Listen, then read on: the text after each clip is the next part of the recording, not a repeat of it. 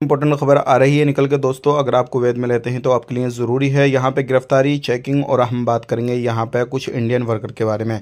तो बिना देरी के वीडियो शुरू करते हैं। चैनल को पहली बार देख रहे हैं सब्सक्राइब करें। सबसे पहले हम बात कर लेते हैं, कुवैत से बड़ी खबर आ रही है गिरफ्तारी के हवाले से। अभी कुछ लोगों को गिरफ्तार किया गया है और ऐसे लोगों के ऊपर कार्रवाई की जा रही है जो डोमेस्टिक लेबर ऑफिस चला रहे हैं, उनके पास में लाइसेंस नहीं है। तो अगर आप भी इस तरीके से कामकाज उनके थ्रू मिलकर कर रहे हैं या उनके थ्रू काम आपने लगाया है तो सावधान हो जाएं, सतर्क हो जाएं, क्योंकि ऐसे लोगों पर कार्रवाई की जा रही है। अगर आपने उनके थ्रू काम किया है तो आपको परेशानी आने वाली है आने वाले वक्त में, क्योंकि ऐसे बहुत सारे बिना लाइसेंस के ऑफिस वगैरह चल रहे हैं। बात कर लेते हैं यहाँ पे अगली खबर की तरफ। जो अगली खबर आ रही है निकल के वो आ रही है रमज़ान को लेकर। अगर आप रमज़ान में कोई भी गलत एक्टिविटी करते हैं, खास करके भीख वगैरह मांगते हैं रमज़ान में मस्जिदों के अंदर, मस्जिदों के बाहर या फिर पब्लिक प्लेस पर कहीं पर भी, तो कुवैत के अंदर ये इलीगल है। आप ये गलती बिल्कुल ना करें।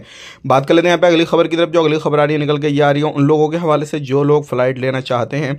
तो अभी क्या है, फ़्लाइट आप फ़िलहाल में लेंगे तो नॉर्मली जो प्राइस रहते हैं वही आपको मिलेंगे, लेकिन जैसे ही ईद का दौरा आगा, ईद के वक्त पे जो है प्राइस इंक्रीज़ हो जाएंगे, तो इस चीज़ का ज़रूर ध्यान दें। यही अपडेट थी आज की। मिलेंगे नेक्स्ट वीडियो में। आप अपना ख्याल रखें, अपनी फैमिली लोग ख्याल रखें। Take care, bye bye.